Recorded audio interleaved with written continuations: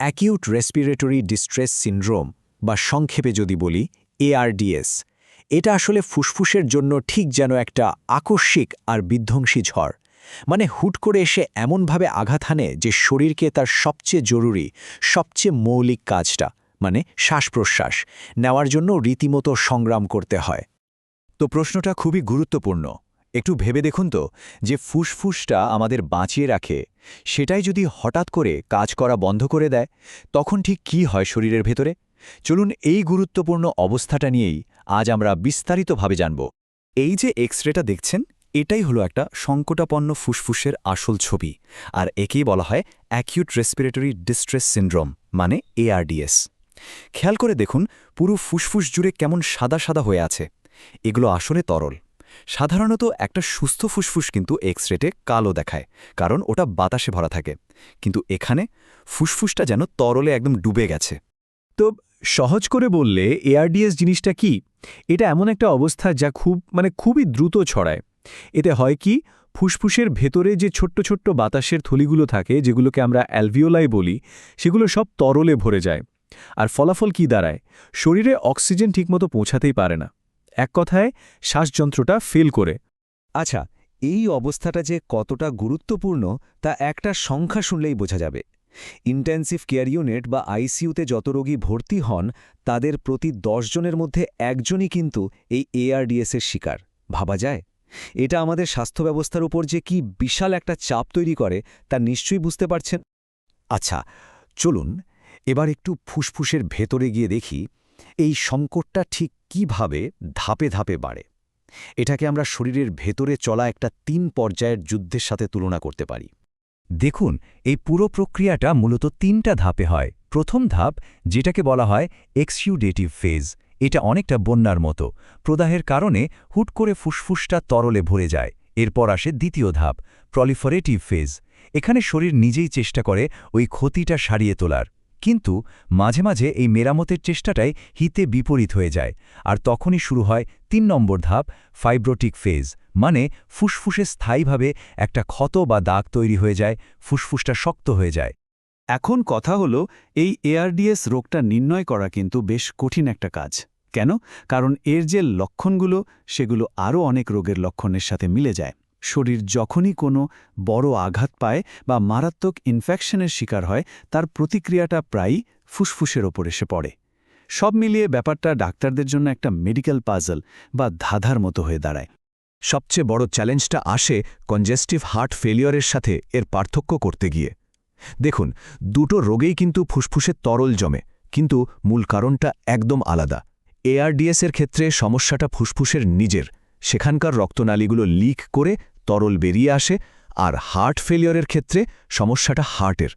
দুর্বল হার্টটা ঠিকমতো রক্ত পাম্প করতে পারে না, তাই ফুসফুসে তরল জমতে শুরু করে। তো ডাক্তাররা এই দুটোকে আলাদা করেন কিভাবে? তারা কিছু নির্দিষ্ট লক্ষণের দিকে তাকান। যেমন ধরুন, হার্ট ফেলিওরের রোগীদের প্রায় শরীরে ফোলাভাব বা ইডিমা থাকে, গলার শিরাও ফুলে ওঠে। এগুলো কিন্তু ARDS-এর ক্ষেত্রে সাধারণত দেখা যায় না। তবে সবচেয়ে গুরুত্বপূর্ণ ক্লু হল পালমোনারি ওয়েজ প্রেশার। এই প্রেশারটা ARDS-এ কম থাকে, কিন্তু হার্ট ফেলিওরে থাকে অনেক বেশি। বেশ, তাহলে রোগ নির্ণয় তো হলো। এখন প্রশ্ন হলো, আইসিইউতে এই জটিল পরিস্থিতিটা কিভাবে সামলানো হয়? এখানকার মূল লক্ষ্য কিন্তু একটাই, সাপোর্টিভ কেয়ারের মাধ্যমে শরীরটাকে যে কোনো উপায়ে টিকিয়ে রাখা। আর এখানেই সবচেয়ে গুরুত্বপূর্ণ বিষয়টা লুকিয়ে আছে। দেখুন, ARDS-এর কিন্তু নির্দিষ্ট কোনো কিওর বা প্রতিকার নেই। চিকিৎসাটা পুরোটাই সাপোর্টিভ বা সহায়ক। এর মানে কি? এর মানে হলো মেকানিক্যাল ভেন্টিলেটরের মতো মেশিনের সাহায্যে রোগীকে শ্বাস নিতে সাহায্য করা হয়, তাকে বাঁচিয়ে রাখা হয়। আর পাশাপাশি যে কারণে ARDS-টা হয়েছে, সেটা নিউমোনিয়া হোক বা সেপসিস, মানে রক্তের ইনফেকশন, সেই মূল রোগটার চিকিৎসা চলতে থাকে। ARDS হলে ফুসফুসটা এতটাই নাজুক হয়ে পড়ে যে ভেন্টিলেটর ব্যবহারের সময়ও খুব সাবধান থাকতে হয়।